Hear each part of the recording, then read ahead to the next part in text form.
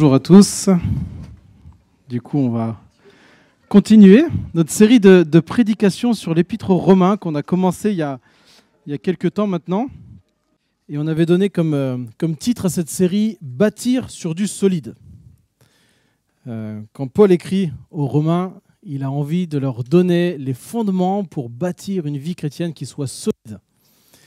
Et du coup, on s'est dit que ce serait intéressant pour nous de pouvoir étudier cet épître pour savoir ce que Paul peut, ce qu'on peut apprendre de cet épître que Paul a écrit.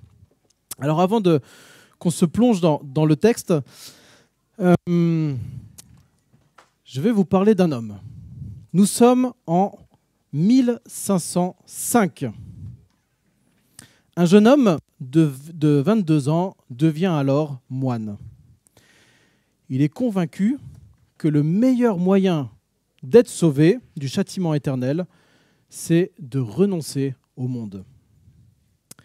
Et donc il va tout faire pour chercher à être sauvé par ses propres forces. Il multiplie les bonnes œuvres, il va travailler dur, faire des tâches qui sont très humbles, comme nettoyer les cellules du monastère, laver les bâtiments. Très souvent, il jeûne, il prie. Sa cellule n'est pas chauffée en hiver, il dort sur un matelas dur, et sur le plan physique, il est devenu très maigre. Très souvent, ses collègues l'entendent dire « Ô mon péché, ô mon péché ». Il a une conscience maladive de son péché. Et malheureusement, cette conscience, très souvent, l'amène à des périodes de dépression et de désespoir. Pendant ces périodes de frustration spirituelle, quand il voit la réalité de son péché, voilà ce qu'il écrit. « J'ai grandement aspiré à comprendre l'épître de Paul aux Romains, et rien n'entravait ma compréhension, excepté la justice de Dieu. Parce que je croyais que l'expression signifiait que Dieu est juste et qu'il punit justement l'injuste. Même si j'étais un moine irréprochable, je me tenais devant Dieu, un pécheur troublé dans ma conscience, sans assurance que mon mérite pouvait l'apaiser. Par conséquent, je n'aimais pas un Dieu juste et en colère, mais plutôt je le détestais et je murmurais contre lui. Pourtant, je m'accrochais à mon cher Paul et je désirais comprendre ses paroles. » À la fin de l'année 1517, il ouvre une fois de plus la Bible, une fois de plus l'Épître aux Romains. Et il lit le chapitre 1. Et à ce moment-là, son regard s'arrête sur le verset 17 qui dit « Le juste vivra par la foi seul. » Il médite ce verset et soudain, une joie immense l'envahit instantanément. Le poids de son péché disparaît. Dieu se révèle à lui à ce moment-là d'une manière extraordinaire. Il dit « La porte du ciel s'est ouverte ». Et là, il découvre à ce moment-là la grâce imméritée de Dieu, le salut par la foi. Il comprend ce que c'est que la justice de Dieu. Et voilà ce qu'il écrit quand il passe par ce moment-là. J'ai vu le lien entre la justice de Dieu et l'énoncé « le juste vivra par la foi ». Ensuite, j'ai saisi que la justice de Dieu est la justice par laquelle, c'est la justice par laquelle, à travers la grâce et la pure miséricorde, Dieu nous justifie par la foi. Dès lors, je me suis senti renaître comme si j'étais passé par la porte du paradis. Toutes les Écritures revêtaient un nouveau sens. Les passages où la justice de Dieu me remplissait auparavant de haine devenaient maintenant pour moi inexprimablement doux et faisaient monter en moi un plus grand amour. Pour moi, ce passage de Paul est devenu une porte vers le ciel. Avez-vous reconnu qui était cet homme ? Luther, Martin Luther, qui deviendra un des réformateurs, un des grands réformateurs au XVIe siècle. Martin Luther. Et le tournant de la vie de Luther se trouve dans la compréhension de la justice de Dieu qui s'obtient par la foi seule. Sa vie a été bouleversée à ce moment-là. Et les conséquences de cette vie bouleversée, nous les connaissons bien aujourd'hui. La réforme protestante, dans laquelle aujourd'hui, nous, en tant qu'Église protestante évangélique, nous puisons nos sources historiques et théologiques. Le texte qu'on va voir ce matin ensemble nous parle de cette justification par la foi. Et Paul, il veut nous émerveiller de cette justification par la foi. C'est le défi que je nous invite à avoir ce matin. Que nous puissions être émerveillés, comme Luther l'a été un jour.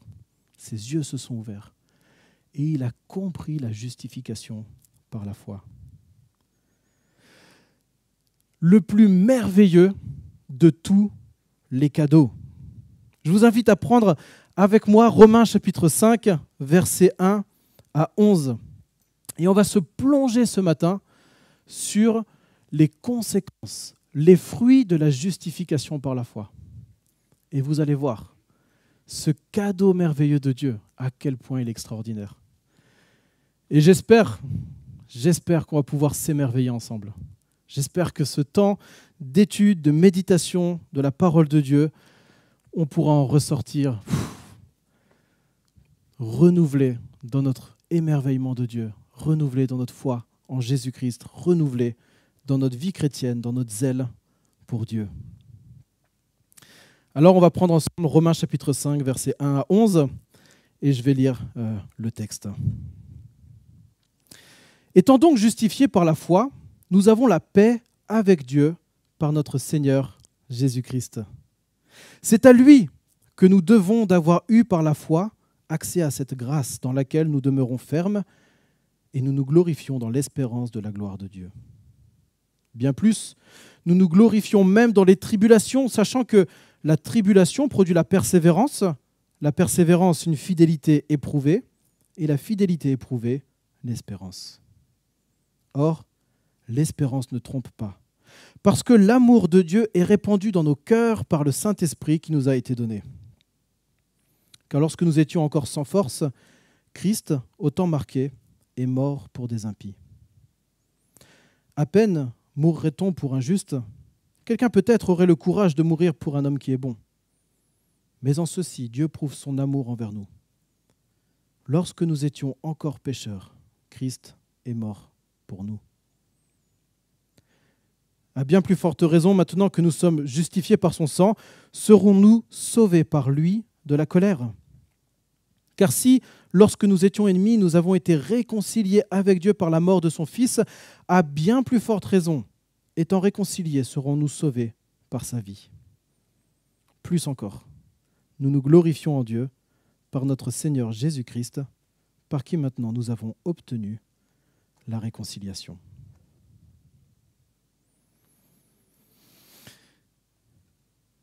Ce qu'on va voir dans ce texte, ce sont les fruits de la justification par la foi, qui sont des cadeaux merveilleux que Dieu nous offre. Et on va voir 6 fruits en particulier. La paix, l'espérance, la confiance, l'amour, la délivrance et la joie. Je propose qu'on commence par le premier prix, la paix avec Dieu. La justification par la foi nous offre la paix avec Dieu. C'est ce qu'on voit au début de notre texte, dans les 2 premiers versets. Étant donc justifiés par la foi, nous avons la paix avec Dieu par notre Seigneur Jésus-Christ. C'est à lui, le Seigneur Jésus-Christ, que nous devons d'avoir eu par la foi accès à cette grâce dans laquelle nous demeurons fermes et nous nous glorifions dans l'espérance de la gloire de Dieu. Le donc qui est ici, le premier, étant donc justifié par la foi, ce donc renvoie donc aux 4 chapitres qui sont juste avant. Ça renvoie aux prédications, au chapitre de la Bible qu'on a essayé d'expliquer le mieux possible par nos prédications. Qu'est-ce qu'on avait vu jusqu'à présent? Chapitre 1 à 3, nous sommes tous pécheurs, rebelles contre Dieu et nous sommes inexcusables. Tous. par nature, nous sommes rebelles contre Dieu, et donc nous sommes sous sa juste colère. C'est ce que Paul développe dans les chapitres 1, 2 et le début du chapitre 3. Mais Dieu, Romains chapitre 3, verset 23, mais Dieu veut nous sauver. Et il dit, oui, c'est vrai, il n'y a aucune distinction, tout le monde est pécheur. Paul dit que tout le monde est pécheur et tout le monde est privé de la glorieuse présence de Dieu. Mais ils sont gratuitement justifiés par la grâce, par le moyen de la rédemption qui est en Jésus-Christ. Romains chapitre 3, versets 23 et 24, c'est ce tournant entre la réalité de cette mauvaise nouvelle que nous sommes tous marqués par le péché vers cette merveilleuse nouvelle que nous pouvons être pardonnés, déclarés justes par la foi. Et Paul s'empresse d'expliquer à l'église de Rome que la justification par la foi, le fait d'être déclaré juste parce qu'on a été pardonné par Dieu, qu'on est déclaré juste malgré notre péché, ce n'est pas quelque chose de nouveau. Ce n'est pas un nouvel enseignement qui arrive au 1er siècle comme ça. Non, regardez la parole de Dieu, regardez la Bible. Dans l'Ancien Testament, on voit exactement la même chose. Il prend 2 exemples, Abraham, David. Il aurait pu en prendre plein d'autres, hein, mais il choisit ces 2-là. Abraham, David, eux aussi, ont été déclarés justes à cause de leur foi. Étant donc maintenant justifiés par la foi, mais au fait, c'est quoi la foi? Comment vous expliqueriez la foi à quelqu'un qui n'est jamais venu dans l'église, ou peut-être que vous faites partie de ces personnes qui ne savent pas définir ce que c'est que la foi? On entend parfois que c'est comme un saut dans le vide, que c'est peut-être un sentiment, quelque chose qu'on ressent. La foi, en fait, c'est, selon Hébreux 11, verset 1, l'assurance des choses qu'on espère, la démonstration de celles qu'on ne voit pas. C'est une assurance. Une assurance dans quoi? Dans ce que Dieu nous promet. Abraham a été sauvé par la foi. Dieu lui avait promis un pays, une descendance, la bénédiction. Il a cru dans ses promesses et il a obéi en conséquence. Il est parti, Genèse 12, pour aller prendre possession du pays. Et Genèse 15, on voit ce merveilleux passage où Dieu a imputé à Abraham sa justice parce qu'il a cru dans les promesses de Dieu. J'aime proposer cette définition quand on fait les groupes découvertes de la Bible au feu. La foi, c'est croire dans les promesses de Dieu et agir en conséquence. Croire dans les promesses de Dieu et agir en conséquence. Et donc cette foi-là, dans l'Ancien Testament, était le moyen de salut de tous ceux qui voulaient s'approcher de Dieu. Les promesses n'étaient pas forcément toujours les mêmes, par contre. Et aujourd'hui, dans la Nouvelle Alliance, la promesse à laquelle nous sommes appelés à nous rattacher, c'est la mort de Jésus-Christ à la croix, sa résurrection. La mort de Christ à la croix qui a payé le prix de nos fautes. Lui qui a vécu une vie parfaite, qui ne méritait pas la mort. Parce que la mort est la conséquence du péché. Il a choisi de monter à la croix pour pouvoir prendre sur lui la condamnation de nos péchés, nos offenses, le mal que nous avons fait contre Dieu. Il est mort pour nos offenses et il est ressuscité pour notre justice. Ça, Paul il le dit juste avant, à la fin du chapitre 4. Cette résurrection nous permet de pouvoir avoir cette vie nouvelle en Jésus-Christ, comme une résurrection. Nous sommes morts à notre ancienne vie pour être ressuscités à une nouvelle vie. Voilà ce que c'est que la justification par la foi. Et cela entraîne la paix avec Dieu. De quelle paix s'agit-il? Tu nous as parlé tout à l'heure des émotions qu'on pouvait avoir. Est-ce qu'on est dans le cadre d'une paix subjective, intérieure, un apaisement personnel? Ou bien ce que Paul ici nous parle d'une paix objective qui est extérieure à nous? Eh bien, Paul nous parle d'abord et avant tout de cette paix objective. Pas ce ressenti de paix, mais surtout cette paix que nous avons maintenant avec le Créateur. Ce n'est pas la même paix que quand, vous savez, on a fait quelque chose de bien et on est heureux. Ou bien quand on est sorti d'une période de stress, et puis, ça y est, c'est fait quoi. Des examens ou je ne sais pas quoi. Ça y est, c'est fait. Ou alors, quand on a réussi enfin à se décharger d'un fardeau qui nous était lourd à porter, et que, purée, ça y est, enfin. En fait, la paix dont Paul nous parle ici est bien plus grande que tout ça. Parce que c'est cette paix de la réconciliation avec Dieu. Brad Dixon va même jusqu'à dire « Dieu a pu changer d'avis nous concernant. Au lieu de la guerre, il déclare la paix avec tous les justifiés. » C'est un cadeau que Dieu offre à toutes les personnes qui passent par la justification par la foi. On pourrait comparer ça aux clients d'une banque.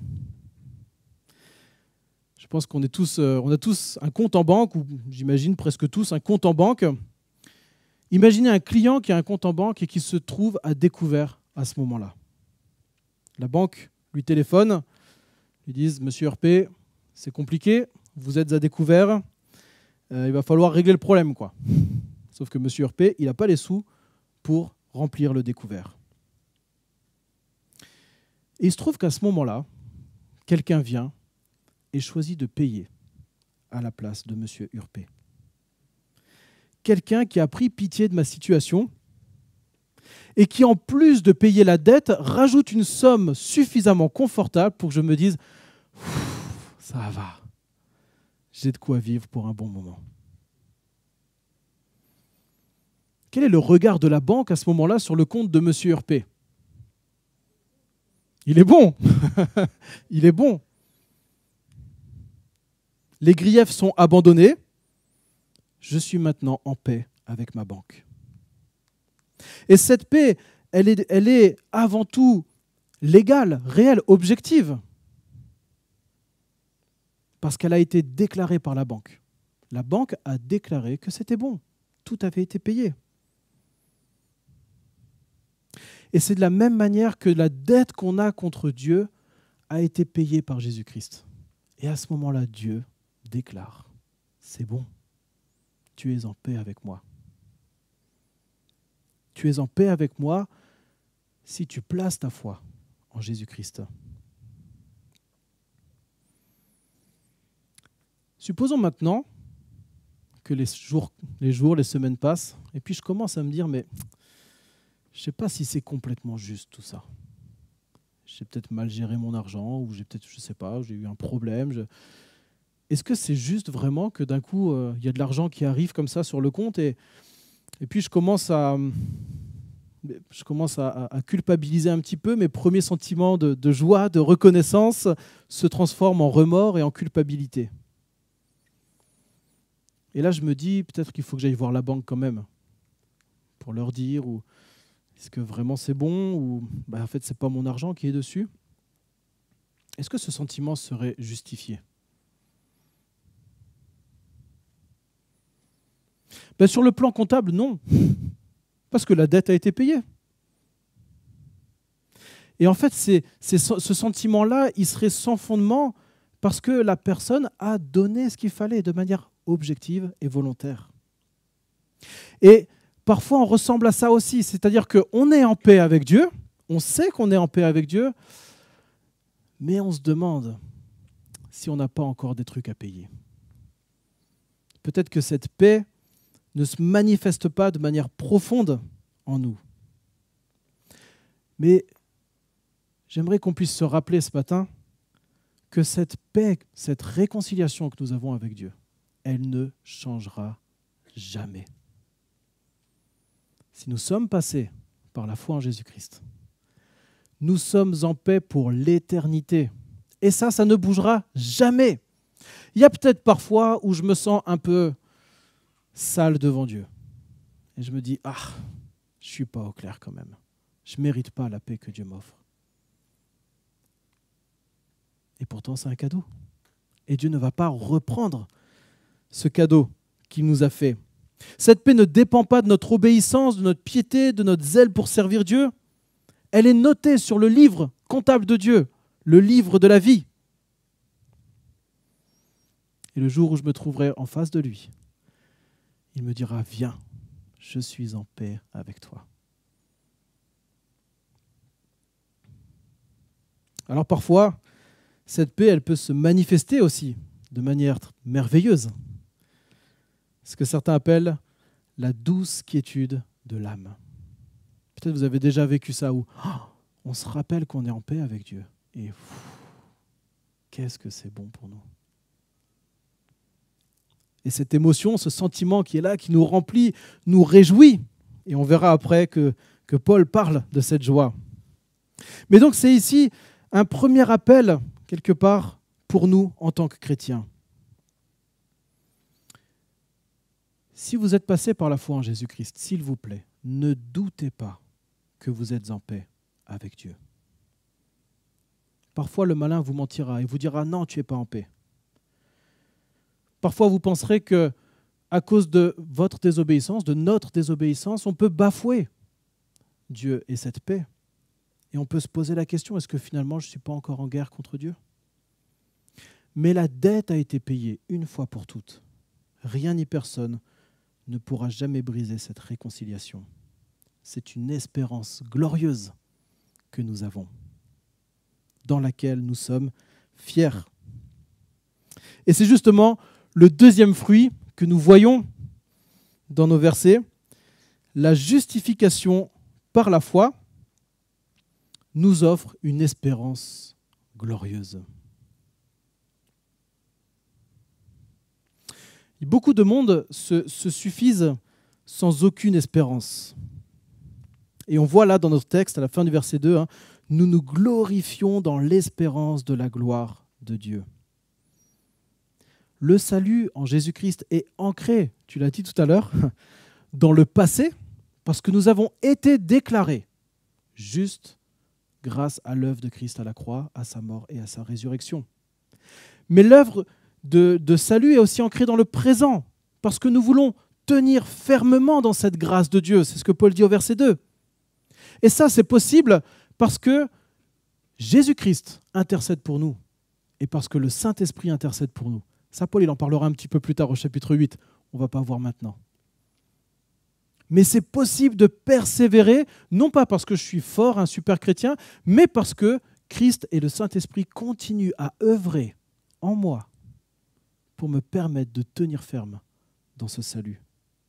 Le salut en Jésus-Christ, c'est quelque chose de présent, c'est quelque chose qu'on vit chaque jour. Mais c'est aussi quelque chose qui est ancré dans le futur. Et Dieu fait à chacun de ses enfants cette promesse immuable qui ne changera jamais, qu'il nous revêtira de la gloire de son propre Fils. Vous vous rendez compte ? Dieu nous fait cette promesse que nous allons être revêtus de la gloire de Jésus-Christ. Waouh ! Waouh !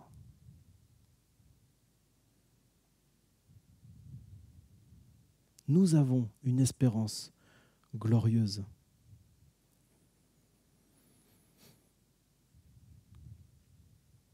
Selon John MacArthur, le terme de gloire qui est utilisé par Paul ici dénote aussi une idée de joie. Et Paul nous dit ici que, en fait, on n'a aucune raison de craindre l'avenir. Aucune. On peut se réjouir de l'avenir. C'est la raison d'ailleurs pour laquelle on prie, Seigneur Jésus, reviens bientôt. Martin Luther, encore lui, disait une phrase que j'ai en tête depuis longtemps. J'ai essayé de retrouver les sources, je ne l'ai pas trouvé, ça se trouve, ce n'est pas de lui. Mais dans ma tête, c'est de lui. Je vous laisserai de vérifier. Je n'ai que 2 jours dans mon calendrier, aujourd'hui et ce jour-là. Seulement 2 jours. Aujourd'hui, je veux vivre le salut que Dieu m'a offert. Et ce jour-là, ce jour plein d'espérance, ce jour plein de gloire qui m'attend, où je pourrai rentrer dans une relation parfaite de paix avec mon Père.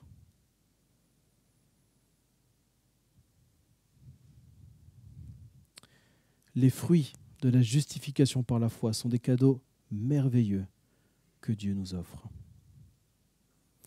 On va voir le 3e fruit. La confiance dans les épreuves. Regardez les versets 3, 3 à 5. Bien plus, nous nous glorifions même dans les tribulations, sachant que la tribulation produit la persévérance une fidélité éprouvée, la fidélité éprouvée l'espérance. Or, l'espérance ne trompe pas, parce que l'amour de Dieu est répandu dans nos cœurs par le Saint-Esprit qui nous a été donné.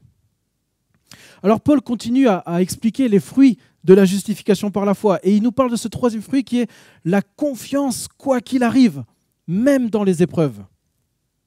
Cette espérance de la gloire nous permet de traverser les épreuves de nos vies avec une ferme confiance.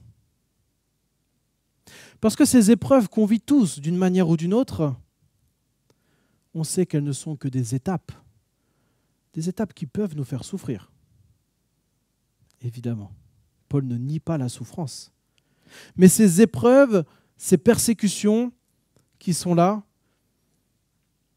ne sont sans aucune mesure, sans aucune commune mesure, il dit un peu plus loin au chapitre 8, j'estime qu'il n'y a aucune commune mesure entre les souffrances du temps présent et la gloire qui sera révélée pour nous. Paul, il nous invite là à prendre un peu de recul, comme tu nous disais tout à l'heure, pour voir et réfléchir. Ok, je passe peut-être par des moments de difficulté. Et probablement que Paul, il parlait ici de persécution. Je peux vivre par des moments de persécution, que ce soit des persécutions extérieures ou des persécutions qui viennent de mon propre péché aussi. Je vis dans des moments difficiles. Mais si je prends du recul, je me rappelle de cette espérance de la gloire à venir. Je me rappelle que je suis en paix avec Dieu, quoi qu'il arrive.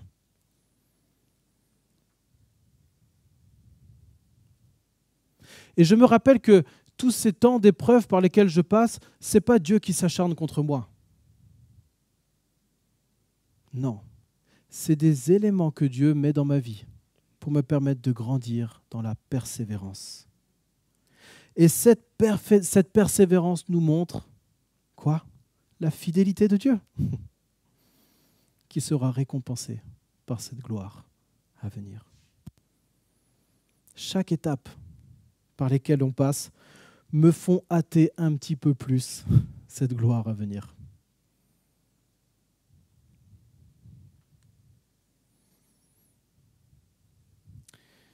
C'est l'histoire d'une petite fleur bleue. J'aurais pu choisir une photo avec une meilleure qualité quand même. Je me demande si dans le transfert, il n'y a pas eu un problème. Une petite fleur bleue qui avait poussé au bord d'un chemin. Et cette fleur transpirait beaucoup. Elle avait chaud. Le soleil brûlait autour d'elle et elle n'appréciait pas du tout cette chaleur torride.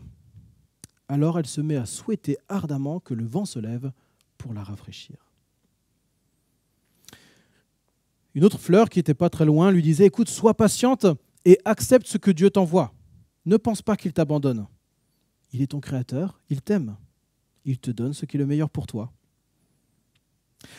Mais la sueur coulait sur les pétales de cette petite fleur et soudain, une brise légère arrive. Une brise qui se met à la caresser. Et pendant quelques instants, elle se sent bien. Enfin,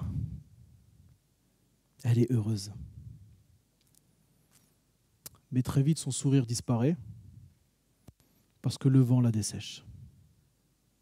Et elle se rend compte que le vent, finalement, n'a peut-être pas autant de bienfaits que ce qu'elle espère.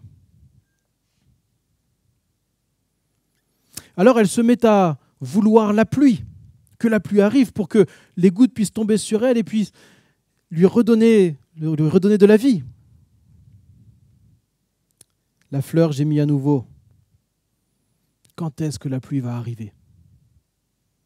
Et puis quelques jours plus tard, la pluie arrive. Et ça y est. Enfin la pluie. Sauf que malheureusement, cette pluie devient trop importante pour elle et elle se lamente de nouveau. Pourquoi le soleil ne brille-t-il pas maintenant ? J'ai trop d'eau, j'ai besoin de sécher. Bref, avec le temps qui passe, notre petite fleur se lamente nuit et jour. Par temps de pluie, de brouillard, elle n'est jamais heureuse et elle n'avait jamais la patience d'attendre le bon moment pour se réjouir de ce que Dieu lui donnait. Est-ce qu'on n'est pas parfois un peu comme cette fleur, à nous plaindre, à toujours vouloir autre chose? Mais dans la notion de patience, il y a aussi la notion de souffrance. Et on vit dans un monde qui recherche toujours la jouissance et va à tout prix esquiver la souffrance. On est dans un monde qui va chercher le plaisir et rejeter la contrainte. Mais pourtant, Paul est clair. La détresse, la tribulation, l'épreuve peut être quelque chose de bon. Parce qu'elle produit la patience, la fidélité. Et la fidélité éprouvée nourrit notre espérance. Alors voilà le troisième fruit de notre justification. On passe maintenant au quatrième fruit qu'on voit dans notre texte et on voit cette certitude de l'amour de Dieu envers nous. Regardez les versets 6 à 8. « Lorsque nous étions encore sans force, Christ, au temps marqué, est mort pour des impies. À peine mourrait-on pour un juste, quelqu'un peut-être aurait le courage de mourir pour un homme qui est bon. Mais en ceci, Dieu prouve son amour envers nous. Lorsque nous étions encore pécheurs, Christ est mort pour nous. » Paul va nous donner deux éléments pour nous certifier de l'amour de Dieu. Le premier élément, on le voit juste avant, au verset 5, je ne l'ai pas relu, désolé. Au verset... attendez, que je le retrouve.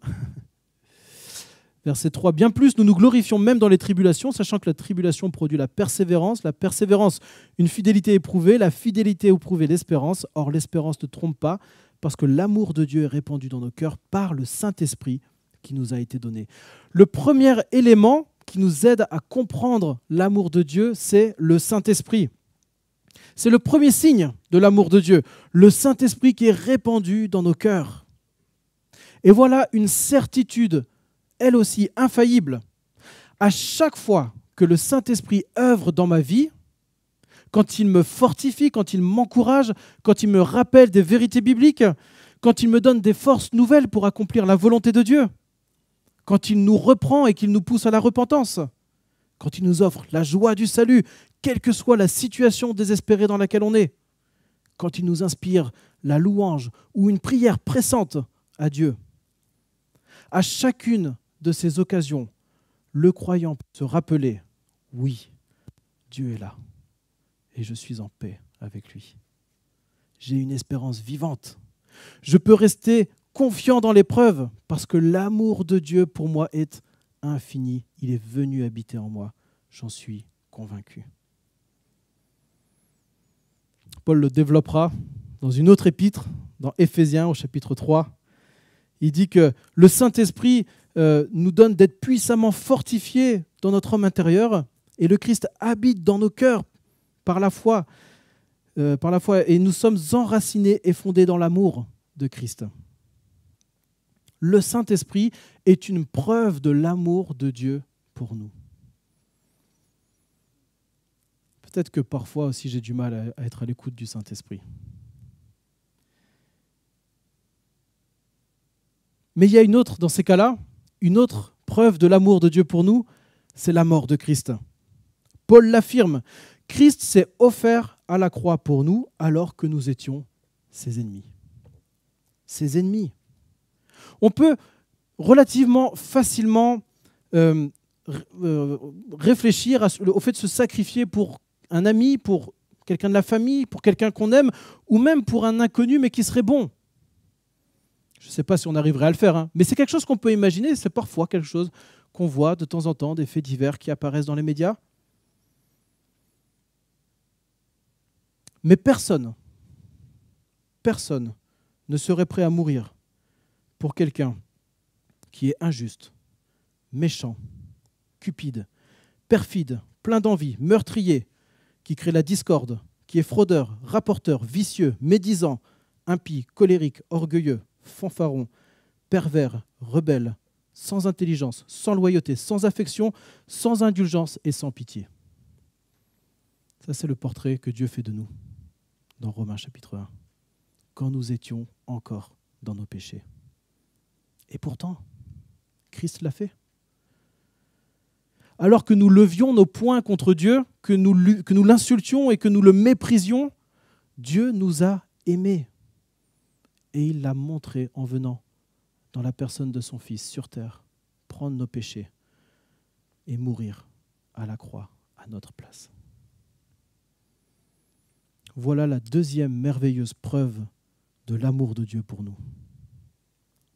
Les fruits de la justification par la foi sont des cadeaux merveilleux que Dieu nous offre.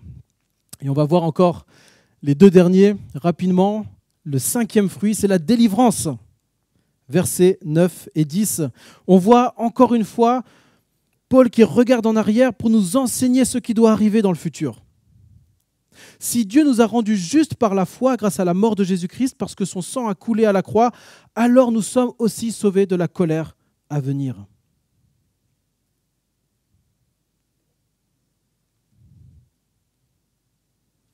Si Dieu nous a attirés à lui par la mort de son Fils quand nous étions son ennemi, à bien plus forte raison, maintenant que nous sommes ses enfants, nous serons réconciliés et il nous gardera sauvés par la vie de son Fils. MacArthur écrit « Si le Sauveur à l'agonie nous a réconciliés avec Dieu, le Sauveur vivant a assurément le pouvoir et le désir de nous garder réconciliés. »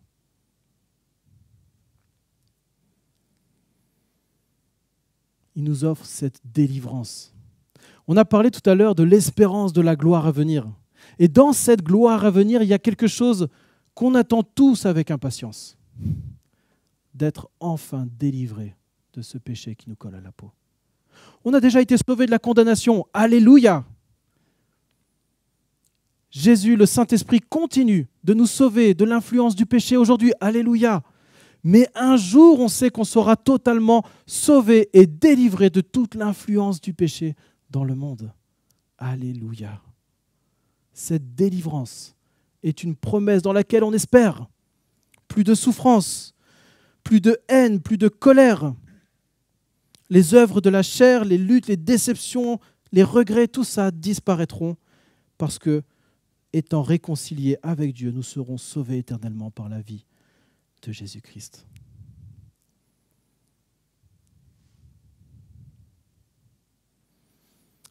On en arrive à notre dernier fruit, la joie. La justification par la foi nous offre la joie. Le dernier verset, plus encore, nous nous glorifions en Dieu par notre Seigneur Jésus-Christ, par qui maintenant nous avons obtenu la réconciliation. Nous nous glorifions en Dieu. Certaines versions, nous mettons notre fierté en Dieu. D'autres encore, nous trouvons notre joie en Dieu. C'est ce dernier fruit de la justification par la foi, cette joie qui, pour le coup, elle, est véritablement subjective. C'est quelque chose qu'on vit et qu'on ressent.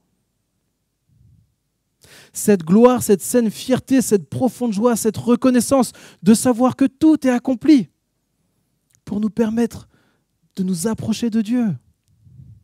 Cette joie profonde dont le psalmiste parle au psaume 33 qui dit « Notre cœur se réjouit en lui, nous avons confiance en son saint nom ». Cette joie, c'est peut-être le plus palpable des fruits de la justification par la foi. Il n'y a pas longtemps, une sœur me partageait cette joie qu'elle pouvait expérimenter malgré les épreuves qu'elle endurait. Une joie profonde et bien réelle.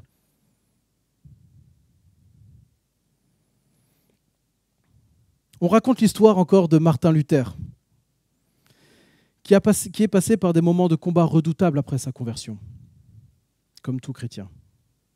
Il s'est battu et il s'est senti plusieurs moments abattu, défait face à l'adversité qui était grande, notamment dans sa lutte contre le péché. Et un jour, son épouse, donc on est bien plus tard que ce qu'on a lu tout à l'heure, il s'est marié entre deux, et son épouse se tient devant lui avec des vêtements de deuil. Alors il lui demande « Mais qui est mort ?» Elle lui répond « Dieu ». « Dieu ?» s'exclame Luther, horrifié. « Mais comment peux-tu me dire une chose pareille ?» Et sa femme lui répond, je dis exactement, seulement ce que tu es en train de vivre.